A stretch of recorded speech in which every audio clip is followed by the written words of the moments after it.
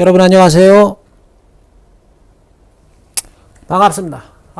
지금 계속해서 이번 제 신간 이 현명한 사람은 삶의 무게를 분산한다. 이 책 속에 담긴 어떤 공자와 장자의 그런 철학적 가치들을 제가 여러분들께 또 새로운 방식으로 우리가 수험생들 있죠. 수험생들이 수능 시험 치르고 나면 바로 그 며칠 지나고 나면 이제 그냥 머릿속이 휑해지듯이 작가들도 이제 출판사에 그 원고를 마감해서 보내고 나면 내가 도대체 책에다 뭔 소리를 써놨었나 금세 좀 잊어버리게 되고 그런 것 같은데, 저도 요새 제가 이 책에 썼던 내용들을 다시금 새로운 마음으로 또 새로운 관점에서 이렇게 복기해 보면서 이런 부분은 좀 다른 방식으로 소개를 해드렸어도 좋았겠다 싶은 부분들을 지금 이 유튜브 강의를 통해서 여러분들께 다시 좀 새롭게 전달 드릴 수 있음에 감사하고, 또 그래서 지금 이 시기가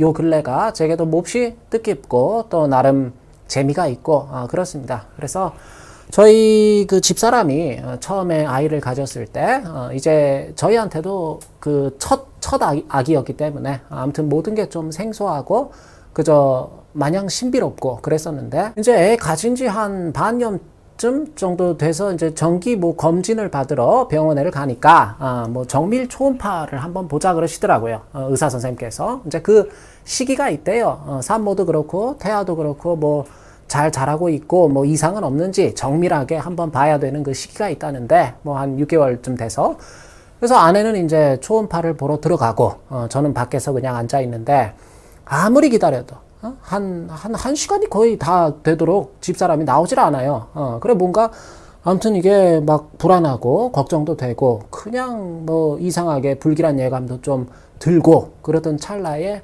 이제 간호사 그 선생님이 오셔서 애기 아빠 되시죠? 하면서 좀 이렇게 들어와 보시라 그러더라고요. 초음파실에 이제 들어갔더니 그 의사 선생님께서 그 모니터에 그냥 뭐 화면을 크게 그렇게 띄워놓고는 계속 그냥 이렇게 갸우뚱 하시면서, 원래 지금 이 시기면 명료하게 보여야 될 그 어떤 기관들이 애 머릿속에, 제가 그 뭐 자세한 의학적 명칭 이런 건 잘 기억이 나질 않습니다만 아무튼 요지는 되질 않는다 그거예요. 보이질 않는다. 뭐 이렇게 좌뇌랑 우뇌랑 연결하는 그 뭐가 있어야 되는데 그게 없대요. 아무리 봐도 안 보인다고. 그래 일단 그렇군요. 뭐라 그러겠어 거기다 대고. 뭐 그렇습니까? 알겠습니다 하고 나와서는 아내를 이제 집사람이 막 어떡하냐고, 무슨 문제 생긴 거 아니냐고 막 어쩔 줄 몰라 하고 그러기에 일단은 달랬죠. 뭐 그걸 어떻게 지금 뾰족한 무슨 방법이 없질 않냐. 좀 뭐 기다려보자. 기다리는 수밖에, 기다리는 거 말고는 없지 않냐. 이제 한 1, 2주 있다가 또 병원에 가고 또 1, 2주 있다가 또 가보고 해도 계속 안 보인다는 거야. 보여야 될 게 있어야 될 게 없다 그거예요. 있어도 벌써 있었어야 되는 게 당최 하나도 보이질 않는다. 그래 제가 그때 막 매일같이 그냥 아침 저녁으로 그냥 성당에 가서 막 평소에는 꿇지도 않던 무릎을 꿇고 빌고 어디 저도 도저히 제가 뭐 어디 기댈 데가 없으니까 막 아내 배에다 대고 그냥 너 이놈 빨리 안 생기냐고 막 고함을 치고 그러다가 이제 마지막에 의사 선생님께서 마지막에 갔을 때 이번에 또 초음파를 해보고 만약에 또 안 보이면 뭐 이제 그 MRI인가 뭐 CT인가 뭐 뭔가를 이제 더 해보자 그러더라고. 아무튼 안 보인다 그거야. 있어야 될 게 없다 그러시는데, 이제 아내랑 같이 차를 타고 집에 돌아오는데 뭐 아내도 그렇고 저도 그렇고 뭐 할 말이 없더라고요. 무슨 말을 해야 되나. 그냥 그 침묵 속에서 저도 그냥 내가 어렸을 때부터 그 너무 일찍 담배를 피워서 그런가 20대 때 술을 너무 많이 마셔서 애가 건강하지 못한가, 내가 죄를 많이 짓고 살아서 그런가, 뭐 별의별 생각이 다 들고, 그러고 집에 이제 오는 그 차 안에서 아내가 아무 말 없이 가만히 있다가 뭐라 그러냐면 나아야 되겠지 그러더라고. 나아야 되겠지. 제 아내도 저기 천주교 신자인데 나아야 되겠지 그러더라고. 그 말을 듣는데 제가 그 말을 듣는 순간에 이 머릿속에서 뭐가 이렇게 아주 간신히 이 붙들고 있던 이성의 끈이라 그래야 되나? 그게 탁 그냥 끊어지는 소리가 들리는 것 같더라고요. 그래서 제가 갓길에 차를 세웠죠. 이거 운전대 더 붙들고 있다가는 사고 날 것 같길래 제가 이렇게 욱하는 성질이 좀 있어서 요새도 제가 막 화가 나고 그러면 일단 다 제가 무조건 그 멈춰서 뭐 길을 걷든 아니면 뭘 하다가도 딱 화가 나면 멈춰서 이 심호흡을 크게 한 막 10번, 20번 하고 그러거든요. 그래 이제 차를 세우고 심호흡을 몇 번 크게 하고 아내한테 제가 그 당시에 물었던 게 자, 만약에 우리가 정말 아무 탈 없는 그런 몸도 마음도 다 건강한 그런 아이를 낳았다고 치자. 근데 만약에 그 아이가 태어나서 살다가 어떤 예기치 못한 그런 일이 물론 없어야 좋겠지만 어떤 불의의 사고를 당했다거나 뭐 그래서 머리를 다치게 됐다든가 애가 몸이 크게 상하게 됐다든가 만일 그런 일이 생기게 됐다고 한다면 불행하게도 그럼 애가 그렇게 해서 애가 어디 많이 아프게 됐다 그런다면 그럼 그 애는 그 다치게 된 날부로 어디 아프게 된 그날부터 우리 애가 아닌 게 되느냐? 당신 그럼 애 내다 버릴 거야? 저도 모르게 막 이제 언성이 높아져서 막 서글대니까 아내가 막 그냥 닭똥 같은 눈물을 흘리면서 그 남산만한 배를 부여잡고 막 엄마가 미안하다고 잠깐이라도 못난 생각이 들어서 엄마가 정말 미안하다고. 장자에도 보면 장자 철학의 큰 테마 가운데 하나가 이 어떤 명이란 말이에요. 이 명인데 이게 그 어떤 운명, 숙명 할 때 그 명자인데 장자가 명을 설명하면서 물론 여러 가지 이 명을 표현을 동원해서 명을 설명하지만 제일 유명한 표현이 그거란 말이에요. 어떤 불가내하다. 불가내하. 그 어찌할 수 없음. 그 어찌할 수 없음. 이게 맨 불교에서 말하는 어떤 그 무가내랑 무가내야 이거랑 같은 말입니다. 일상에서도 우리가 막무가내다 그런 표현 많이 쓰는 말이잖아요. 어찌 해볼 수가 없는 것들. 이 세상엔 도저히 내 노력이나 의지나 그런 것들로는 어떻게 해볼 수가 도저히 없는 일들도 분명히 있다. 어쩌면 그런 일들이 더 많을 수도 있다. 우리네 삶에는. 그게 장자 철학에서 말하는 명의 개념이란 말이에요. 도저히 사람의 힘으로는 어찌 해볼 수 없는 무언가. 그렇기에 좋든 싫든 그저 따르는 수밖에는 별 도리가 없는 그런 무언가가 이 명이라는 게 이게 어떤 매익이란 뜻도 있단 말이야. 뭘 하게 하다, 시키다 그런 의미도 이 명에는 포함이 되어 있단 말이야. 그저 시키는 대로 따를 수밖에 없는 무언가 내가 좋든 싫든 간에 그런 게 철학적으로 이 명의 큰 어떤 특징들인데 그래서 장자가 대표적인 명적 사태로서 제시하는 것들이 뭐냐면 그게 첫 번째가 이제 뭐 어떤 사생, 죽고 사는 문제, 삶과 죽음의 문제. 그리고 둘째가 어떤 신전과 부전의 문제. 신전과 신부전. 우리 이 몸과 마음이 온전하냐, 온전하지 못하냐의 문제. 신전과 신부전의 문제. 그리고 그 뭐 선천적으로 그렇게 태어나게 됐든 아니면 후천적으로 뭐 부전하게 됐든 몸과 마음이 온전하냐 부전하냐 하는 그 문제들. 그리고 세 번째가 용과 무용의 문제란 말이에요. 용과 무용의 문제. 이 세상에 쓰임을 받거나 쓰임을 받지 못하는 그런 문제들. 이런 것들은 전부 어떤 인간의 노력과 의지만 갖고는 어떻게 해볼 수가 없는 도저히 그런 명적인 사태들이다. 그런 이야기인데. 그래 장자가 하는 소리가 지기불가내하. 아까 이거 그대로 갖고 올게요.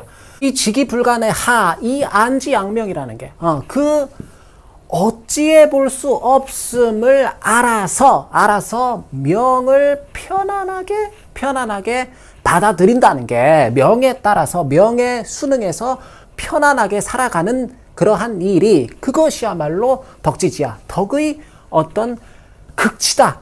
덕의 아주 지극함이다. 그런 이야기를 한단 말이에요, 장자가. 이 덕은 이제 그 뭐 서구에서 이제 아리스토텔레스나 이런 사람들이 뭐 덕윤리다 할 때 이야기하는 그런 그 덕이랑 똑같은 개념입니다. 어떤 이 어떤 virtue, 그죠? 어떤 능력을 얘기하는 거란 말이야. 때로는 내 힘으로 어찌 해볼 수 없는 그러한 명적 사태들을 맞이하여서 그저 그러한 사태들을 최대한 편안하게 수용할 수 있는, 받아들일 수 있는 것 역시 대단한 능력이다. 어쩌면 명에 맞서서 내가 운명이나 숙명에 막 맞서서 투쟁을 하는 일보다 그것을 편안하게 받아들이는 것이 더 위대하고 큰 능력일 수도 있다. 그래서 장자가 안명을 이야기하는 것입니다. 안명이 이게 안지 양명의 준말이 그게 안명이란 말이에요. 지금은 참 너무나 감사하게도 저희 아이가 큰 문제 없이 잘 태어나서 아장아장 막 이제 걸음마도 떼려 그러고 그런 모습을 보면서 무엇을 내가 여기서 감히 무엇을 더 바랄 수 있겠나? 뭔가를 더 바라면 그것은 욕심 아닌가? 머리통에 뭐가 뭐 잘 배도 않고 그러던 녀석이 태어나서 잘 먹고 잘 싸고 잘 자고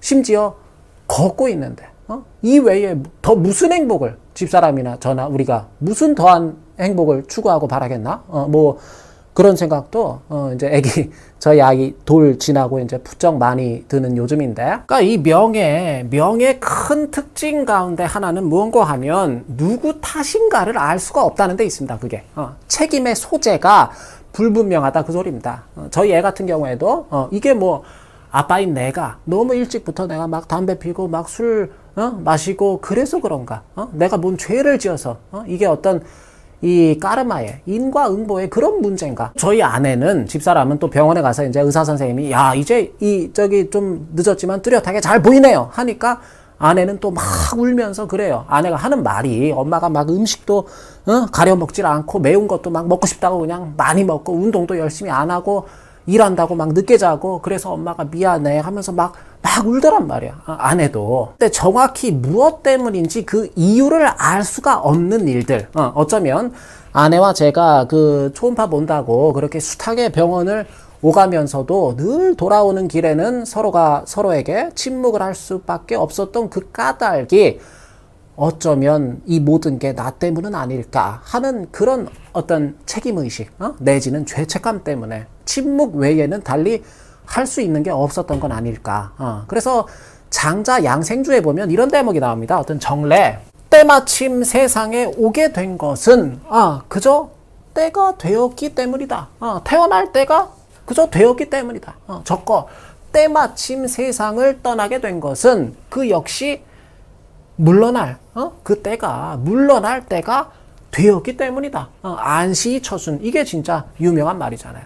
태어날 때를 편안하게 맞이하고 물러날 때를 편안하게 따를 수만 있다면 슬픔이나 즐거움 따위는 끼어들 수가 없는 것이다. 옛날에는 이를 일러서 제지현에 꼭지에 거꾸로 매달렸다가 풀려나는 것이라고 하였다. 그래서 이제 이 제자를 이제 그 상제라 그래서 이제 어떤 하늘로 그죠? 어떤 인격신으로 그렇게 보는 시도도 분명히 있지만, 그러니까 하늘이 이 안시처순하는 사람, 아까 이 안명하는 그런 인간은 이 거꾸로 매달린 어떤 그런 괴로운 상태, 그런 속박에서 하늘이 풀어준다. 뭐 그렇게 볼 수도 있지만, 제가 볼 때는 그냥 이 제자를 이걸 그냥 꼭지로 보는 게 더 자연스럽지 않나 싶어요. 마치 꽃이나 이런 것들이 이 꼭지에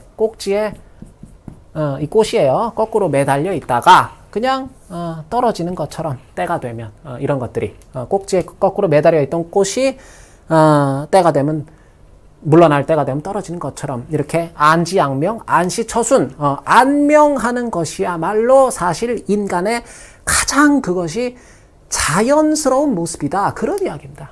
그래서 그 논어 안연에도 보면 그 자하라는 제자가 복상이라는 제자 있죠. 그 사람이 사마우라는 사람하고 무슨 대화를 나누면서 그런 말을 한단 말이야. 사마우가 자기 형제들이 막 별난에 휩쓸려서 여기저기 막 다 흩어지고 형 동생들이 다 살았는지 죽었는지도 알 수 없는 그런 상태에 놓여서 막 탄식을 하고 매일 이 밥도 제대로 못 먹고 근심하고 걱정하고 그러니까 자아가 그런 말을 하잖아요. 내가 듣기로 이게 자아 본명이라고 그랬잖아. 내가 듣기로 죽고 사는 것은 명에 달려있는 것이고 부귀는 하늘에 달려있는 것이다고 하더이다 하면서 군자가 매사 경건한 마음을 잃지 않아서 스스로 실책이 없고 그렇게 떳떳하고자 매사 노력을 하고 또 남들과 더불어 함께 있을 때 공의유래 그런 말 한단 말이에요. 어떤 공의유래다.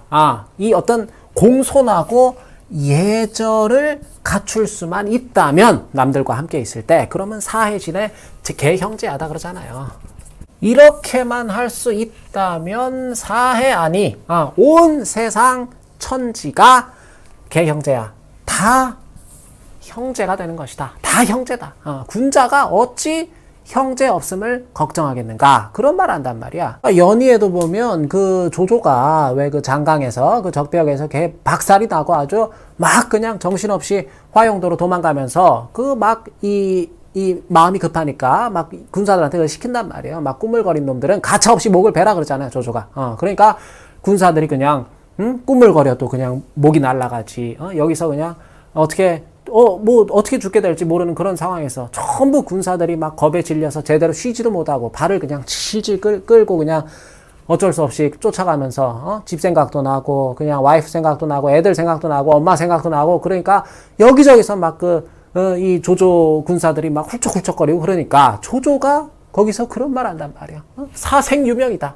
죽고 사는 것은 운명인데 명인데 하곡지유 어찌 니들은 곡을 하는 것이냐 왜 도대체가 울고 지랄들이냐 이 말 한단 말이에요. 여제곡자 립참이다 그랬단 말이에요. 다시 우는 새끼는 그런 놈은 내가 그 자리에서 즉시 참하겠다. 그런 말 한단 말이야, 조조가. 그러니까 이때만 해도 그 삼국지의 어떤 그 배경이 되는 그 시대가 어떤 한말, 그죠? 한말, 어떤 위진에서 육조로 넘어가는 이제 어떤 그 한말에서 위진 육조로 넘어가는 그 과도기란 말이에요, 이게. 그러니까 우리가 어떤 위진 현악이다 그런 얘기를 하잖아요.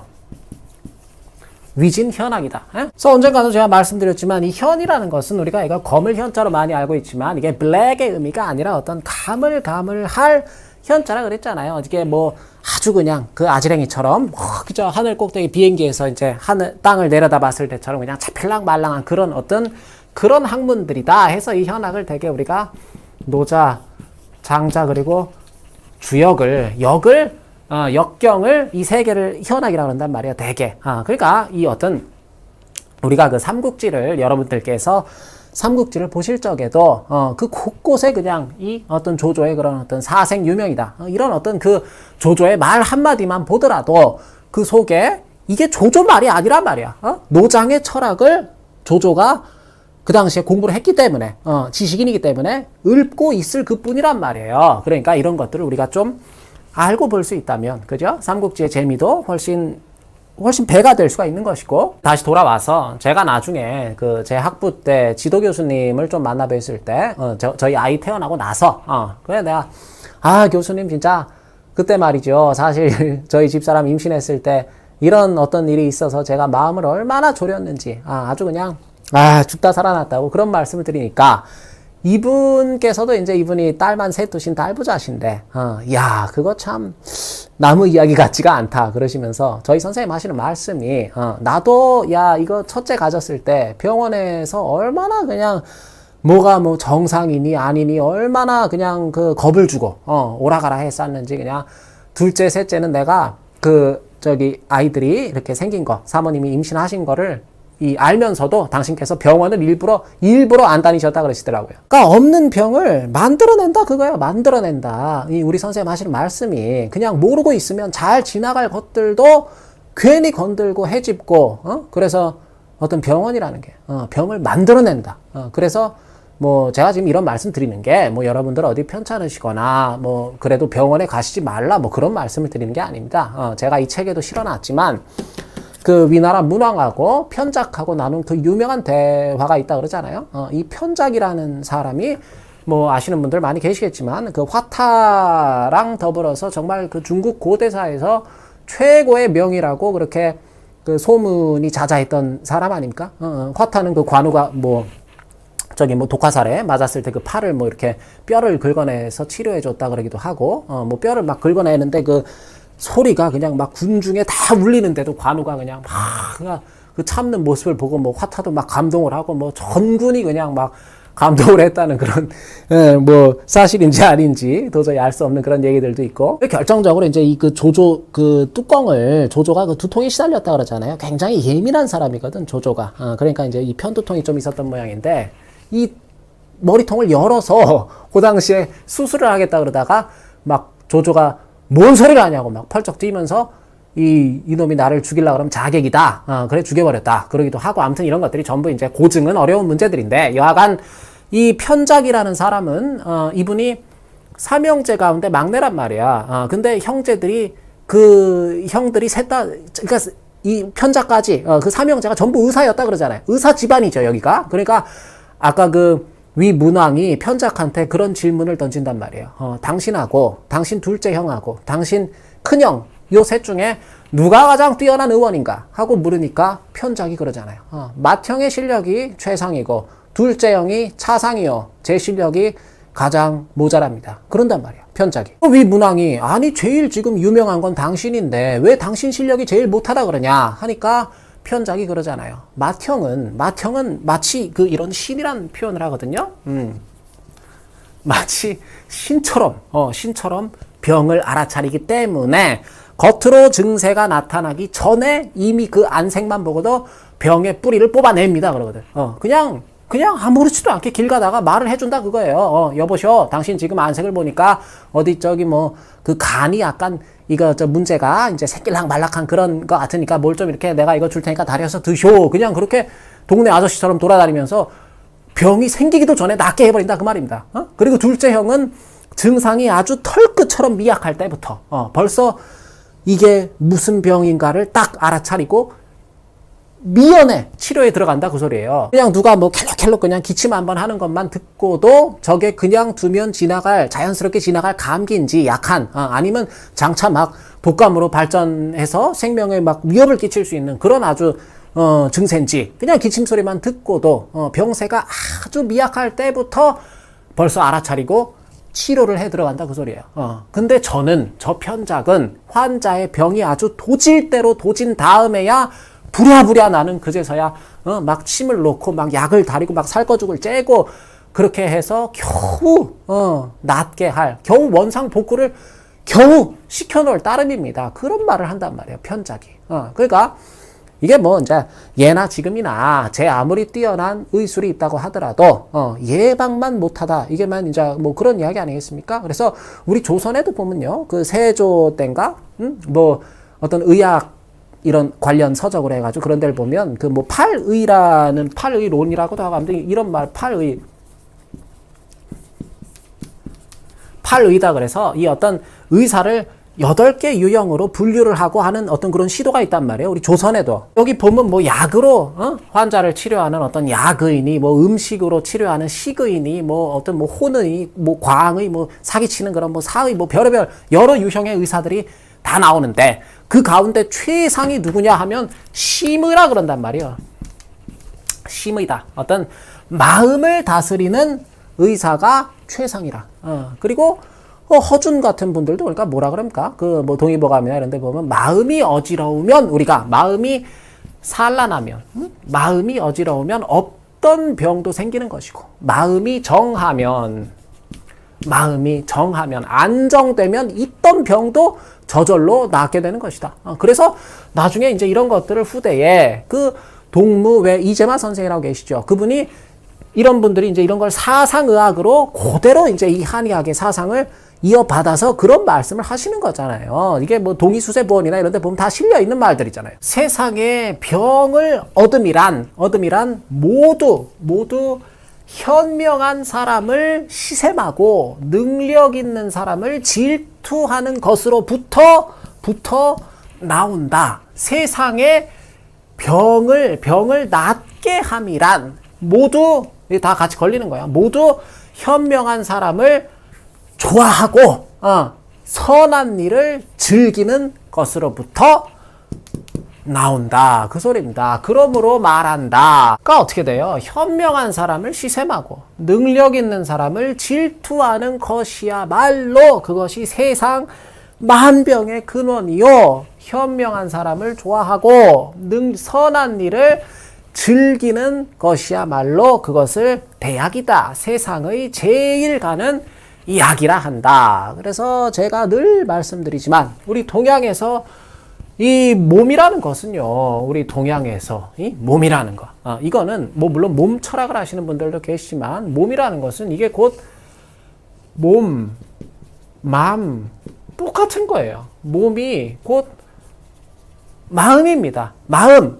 동양에서는 무슨 뭐 심신이원론 이런 게 없어요. 몸과 마음을 따로 떼서 보질 않는다. 그 소리입니다. 제가 생각건데 우리가 뭐 몸이 많이 아프거나 어떤 뭐 긴급한 상황에서 병원을 찾고 또 가서 어떤 의료진의 그런 도움을 받고 해야 되는 그런 경우도 분명히 있습니다. 뭐 어떤 응급 사태도 있는 것이고. 근데 1차적으로 근본적으로 우리 모두가 각자가 나의 몸과 마음을 다스림에 있어서는 가장 1차적인 의료 시스템은 바로 나 자신의 어떠한 수신이 되는 거 아니겠는가? 나 자신의 수신이 되는 거 아니겠는가? 그런 생각이 많이 듭니다. 나 스스로 내 몸과 마음과 정신과 나의 영혼을 부단히 갈고 닦는 그런 일. 그러니까 우리 모두가 적어도 나 자신의 스스로의 몸과 마음에 있어서는 끊임없이 스스로